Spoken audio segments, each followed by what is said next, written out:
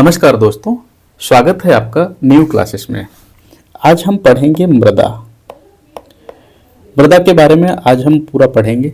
मृदा क्या होती है, कैसे बनती है, कितने प्रकार की है, कहाँ कौन सी मृदा पाई जाती है, यानी मृदा से संबंधित वो सारी चीज़ें जो हमारी परीक्षा की दृष्टि से महत्वपूर्ण हैं या परीक्षा में पूछी जाती हैं। मृदा से संबंधित हमेशा एक या दो प्रश्न आपकी परीक्षाओं में आ जाते हैं जो कि हमारे लिए महत्वपूर्ण हो जाती है। कभी इसकी विशेषताएं पूछ ली जाती हैं, कभी मृदा कहाँ से कौन सी किस रंग की मृदा है या किस रंग की है, यदि लाल मृदा है तो वो क्यों लाल है, ऐसा करके पूछ लिया जाता है। या आपके वनडे और मेंस दोनों में पूछ लिया जाता है, यानी ये हमारे लिए बहुत महत्वपूर्ण टॉपिक रहने वाला है। इसमें हम मृदा को पूरा समझ लेंगे अच्छे से। नोट्स आपको प्रॉपर नोट्स टेलीग्राम पर मिल जाएंगे। टेलीग्राम पर आपको ये पीडीएफ ऐसे फॉर्म में बना के दी गई है जिससे कि आपको ऐसे अच्छे शब्द मिल जाएं जो आप मेंस लिखने जाएं तो आपको वहाँ पर सोचना ना पड़े कि हम वहाँ पर क्या लिखें क्या ना लिखें। कई बार हमारे सामने एक समस्या आती है कि हमें चीज़ें याद होती हैं लेकिन हम उनको शब्दों में नहीं बना पाते हैं। हम नहीं समझ पाते हैं कि वहाँ पर हमें क्या लिखना चाहिए, किस तरीके से लिखना चाहिए जिससे कि हमारी चीज़ें बेहतर तरीके से हो जाए, यानी हमारा जो टॉपिक है अच्छे से कंप्लीट हो जाए।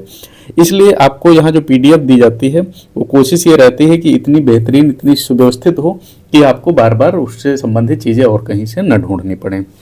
वीडियो पर पूरे बने रहिएगा जिससे कि आपको हम यहीं पर समझा सके कि मृदा क्या है और मृदा से संबंधित जो आवश्यक जानकारी है। चैनल पर नए हैं तो सब्सक्राइब कर लीजिएगा जिससे कि आने वाले आपको वीडियो समय पर मिलते रहें और आपकी तैयारी बेहतर तरीके से होती रहे। सबसे पहले हम समझते हैं कि मृदा है क्या।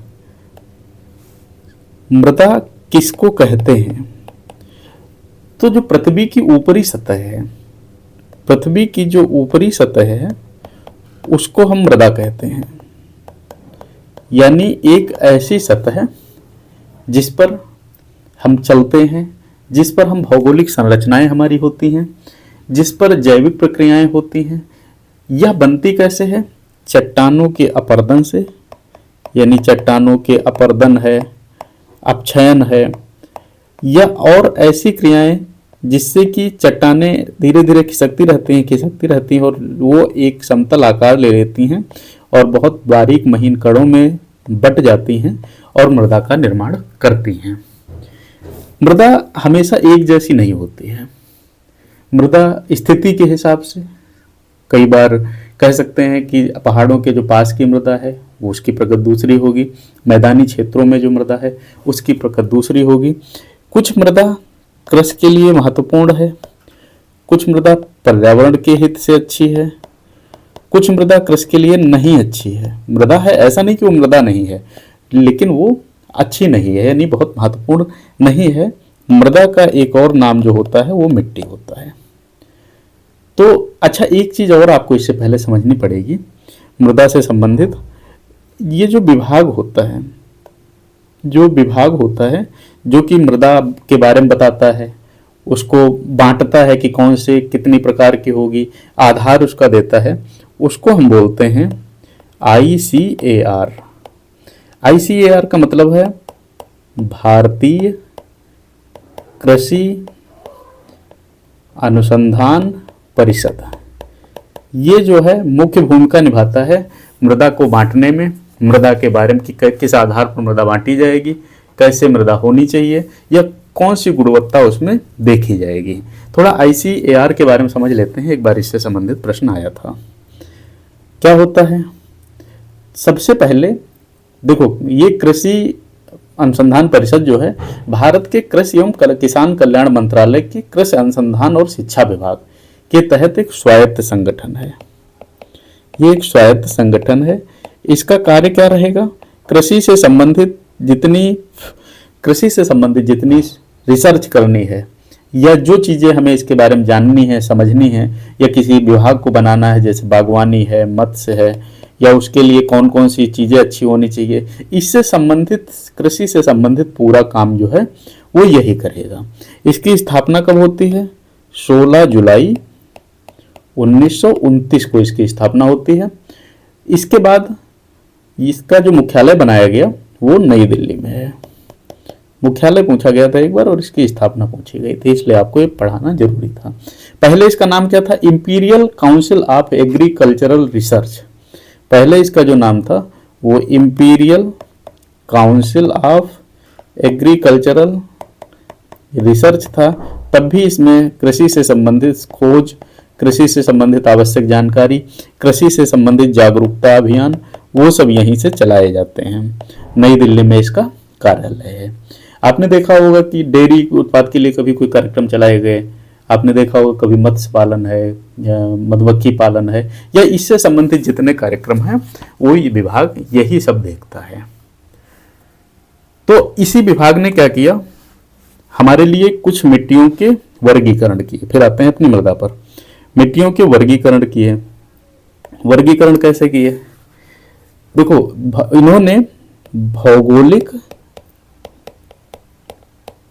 और जलवायु के आधार पर मिट्टियों का वर्गीकरण किया। भौगोलिक और जलवायु के आधार पर। तो इस प्रकार इन्होंने 6 प्रकार की मिट्टियां बताई। 6 प्रकार की कौन सी हैं? जलोढ़ है, इसके बाद कौन सी है? अब एक एक पढ़ते चलते हैं साथ में। जलोढ़ मिट्टी जो है यह कहाँ पाई जाएगी? पीडीएफ में विस्तृत लिखा है, हम आपको यहाँ समझाएंगे। गंगा, यमुना, ब्रह्मपुत्र, इन नदियों के किनारे पाई जाएगी। इसकी विशेषता क्या होने वाली है? यह बहुत उपजाऊ है, उपज के मामले में बहुत अच्छी मिट्टी है। इसके अलावा इसमें क्या है? पोटास और फास्फोरस की अधिकता रहती है।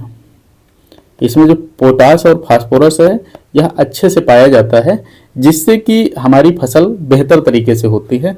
इसमें नाइट्रोजन और जैविक कार्बन, कार्बन कौन सा? जैविक कार्बन, ये कम पाया जाता है। इसमें जो फसल होती है बेहतर तरीके से वो है गेहूं, धान, गन्ना, तिलहन और दालें। ये इसमें फसल मुख्य रूप से पाई जाती है। तो जलोढ़ मिट्टी के बारे में हमने क्या जाना? गंगा, यमुना, ब्रह्मपुत्र के किनारे पाई जाएगी, बहुत उपजाऊ रहने वाली है, पोटास और फास्फोरस की अधिकता है, नाइट्रोजन और जैविक कार्बन कम पाया जाता है। गेहूं, धान, गन्ना, तिलहन के लिए ये अच्छी मिट्टी मानी गई है। तो ये हमारे लिए हो गई जलोढ़ मिट्टी, जो इनका पहला प्रकार है। पहले प्रकार में अब जलोढ़ मिट्टी में क्या होगा? जैसे देखो, आपको मान लो गन्ना उपजाना है तो आपके लिए जलोढ़ मिट्टी, सब्जियां भी इसमें अच्छी होती हैं। कहा जाता है कि जलोढ़ मिट्टी में सब्जियां भी अच्छी रहती हैं, उनका जो उत्पादन है वो बेहतर होता है। इसके बाद आती है काली मिट्टी। काली मिट्टी यानी इसको ही रेगुर बोलते हैं, आपने 1-2 जगह देखा होगा रेगुर मिट्टी, तो यही होती है। अब इसके बारे में थोड़ा समझते हैं। तो रेगुर मिट्टी जो है ये कहाँ पाई जाएगी? महाराष्ट्र में, मध्य प्रदेश में, गुजरात में, आंध्र प्रदेश में और तमिलनाडु में। कहाँ पाई जाएगी? मध्य प्रदेश, महाराष्ट्र, गुजरात, आंध्र प्रदेश और तमिलनाडु। अब इसकी विशेषता क्या होती है? इसकी विशेषता समझते हैं। यह मिट्टी जो है इसकी जल धारण क्षमता जो है अच्छी होती है। इसकी जो पहली विशेषता है, जल धारण क्षमता इसकी अच्छी है। ठीक है। सूखे की स्थिति में इसमें दरारें बन जाती हैं, सूखा पड़ेगा तो दरार बन जाएगी खेत में। इसमें कैल्शियम, मैग्नीशियम और पोटास प्रचुर मात्रा में पाए जाते हैं। कैल्शियम है, मैग्नीशियम है और पोटास है, ये प्रचुर मात्रा में पाए जाएंगे। फल के लिए कौन सी? जैसे कपास है, कपास है, मूंगफली है, ये इसमें अच्छे से उत्पन्न होता है। दाल की खेती भी इसमें होती है, यानी मूंगफली वगैरह के लिए बहुत बढ़िया मिट्टी है। तो काली मिट्टी के बारे में हमने क्या पढ़ा? हमने पढ़ा कि काली मिट्टी महाराष्ट्र, मध्य प्रदेश, आंध्र प्रदेश, तमिलनाडु में पाई जाएगी। इसमें जलधारण क्षमता अच्छी होगी, सूखे की स्थिति में ये दरार पैदा कर देगी। कैल्शियम, मैग्नीशियम और पोटास अच्छे से पाया जाएगा। इसके बाद आती है लाल मिट्टी। लाल मिट्टी, लाल मिट्टी में क्या होगा?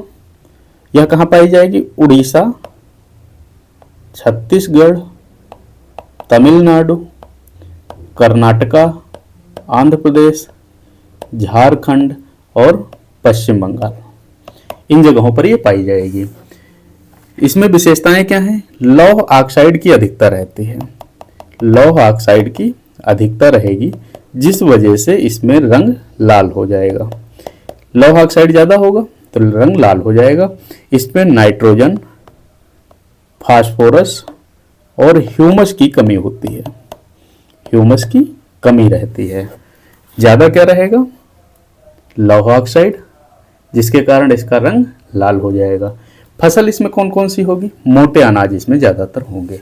मोटे अनाज मतलब, मोटे अनाज किसको कहते हैं? जैसे मक्का है,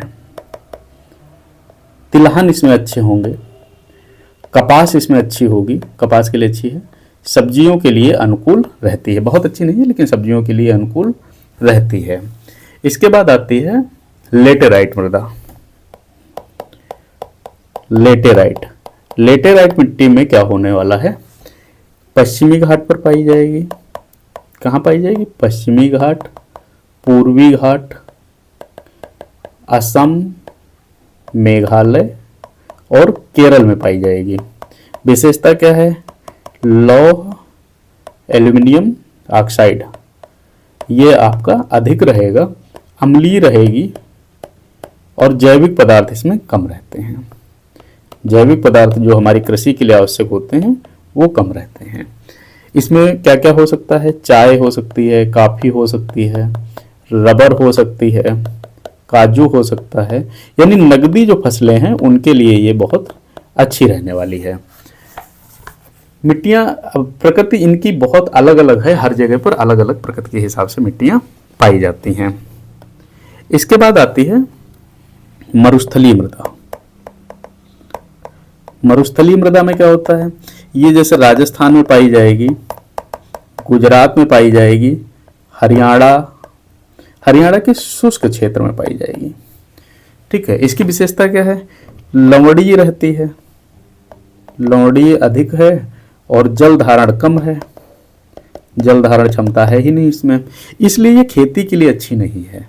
रेतीली रहती है, कृषि तो इसमें अच्छी नहीं होती है, बहुत वैसी फसलें जैसे ज्वार है, बाजरा है, ये सब चीज़ें इसमें हम उत्पादन कर सकते हैं। कुछ हद तक गेहूं भी उत्पन्न हो जाता है। ये पूछा गया था एक बार कि गेहूं होता है नहीं होता है, तो गेहूं बहुत कम मात्रा में हम इसमें उत्पादन कर सकते हैं। इसके बाद जो आती है वो हमारी है वन मृदा। वन मृदा यानी पहाड़ी मृदा। कहाँ पाई जाएगी? हिमालयी क्षेत्र में पाई जाएगी, उत्तर पूर्वी भारत में पाई जाएगी। इसके अलावा पश्चिमी घाट है, पूर्वी घाट है, यानी वनों के आसपास ये पाई जाएगी। इसमें क्या होता है? जैविक पदार्थ जो हैं वो बहुत रहते हैं, क्योंकि जंगलों के आसपास है, तो जो जंगल में बारिश होती है उसके बाद जैविक पदार्थ अपने आप इसमें बह के आ जाते हैं। उर्वरता इसकी बहुत अच्छी होती है, ये चूंकि प्राकृतिक उर्वरक पाती है इसलिए इसकी उर्वरता बहुत अच्छी होती है। कह सकते हैं इसमें कॉफ़ी है, मसाला है, फल सब्जी है, ये चीज़ें हम इसमें अच्छी उत्पादन कर सकते हैं। यानी इसकी उत्पादन अगर हम बाकी जगह मान लो कॉफ़ी बो रहे हैं अपने देश में, तो बाकी जगहों से यहाँ पर जो उत्पादन होगा वो ज़्यादा अच्छा होगा। इसलिए वन मृदा हमारी कृषि के लिए अच्छी है, लेकिन यहाँ पर वन है तो बहुत कृषि संभव नहीं है। अच्छा, इसके बाद कुछ टॉपिक और हैं, वो हम देखते हैं। मृदा की उर्वरता पर प्रभाव कैसे पड़ता है? उर्वरता पर जो प्रभाव पड़ता है वो कैसे पड़ता है? पहला जो कारण है उसका वो है जलवायु परिवर्तन। जलवायु परिवर्तन मतलब ये कि अधिक तापमान, अनियमित वर्षा मृदा की उर्वरता को हमेशा प्रभावित करेगा। दूसरा जो बनेगा वो है मानव गतिविधि। मानव ने क्या किया है कि रसायन बहुत ज़्यादा, यानी हम लोगों ने रासायनिक पदार्थ जो है बहुत ज़्यादा प्रयोग करने लगे हैं, जिससे कि हमारी मिट्टी खराब होने लगी है। कई बार जैसे जल का निष्कासन, अगर हम जल निकासी बराबर नहीं कर पाते हैं तो जल एक जगह जमा हो जाता है, उस जगह पर मिट्टी की लवणता बढ़ती है, जैसे राजस्थान वगैरह में, और वो लवणता हमारी मृदा को खराब करती है। अच्छा, अच्छे उत्पादन के लिए हमें क्या करना चाहिए? जैसे हम चाहते हैं कि हमारी जो फसल है वो हमें एक बेहतर उत्पादन दे, तो अच्छे उत्पादन के लिए हमें फसल चक्र को अपनाना चाहिए। पहली चीज़ है रसायन का प्रयोग कम करना चाहिए, कम प्रयोग करना चाहिए। कृषि जो है हमारी, वो ऐसा नहीं कि एक खेत से हम बिल्कुल फसल लेते जा रहे हैं, फसल लेते जा रहे हैं। हमें मिट्टी का भी ध्यान रखना है, यानी मिट्टी को उपजाऊ बनाने वाले जो उपाय हैं, जैसे जैविक खाद का प्रयोग करें, जैसे हम एक पर लगातार फसल न लेते रहें, खेत को थोड़ा रेस्ट दें। दूसरी चीज़ है बारिश का इंतजार करें, कई बार खेत को बारिश से भी भरने दें। यानी हर चीज़ें हमारे लिए तब वहाँ पर ज़रूरी हो जाती हैं और इस प्रकार हमारी मृदा अच्छी होती है। तो ये रहा आपका मृदा से संबंधित जितना आवश्यक था, जो आपकी परीक्षाओं में पूछा जाता था, वो हमने आपको बताया है। वीडियो पसंद आया हो तो लाइक करिएगा, सब्सक्राइब करिएगा चैनल, जिससे कि आपका स्टैटिक जीके का पूरा पोर्शन यहीं पर कंप्लीट हो जाए। कोशिश हमारी ये रहती है कि हम बेहतर तरीके से समझाने का प्रयास करें, जिससे आपको रटना ना पड़े। पीडीएफ तो आपको नोट्स पहले से भी बहुत होंगे आपके पास, पीडीएफ आपको टेलीग्राम पर मिल जाएगी। इसके अलावा हमने भारत की जनजातियाँ या और इससे संबंधित जो वीडियो हैं अपलोड कर दिए हैं, आप उनको देख लीजिएगा, जिससे कि आपकी तैयारी को एक मजबूत बल मिले। मिलते हैं अगले वीडियो में, धन्यवाद।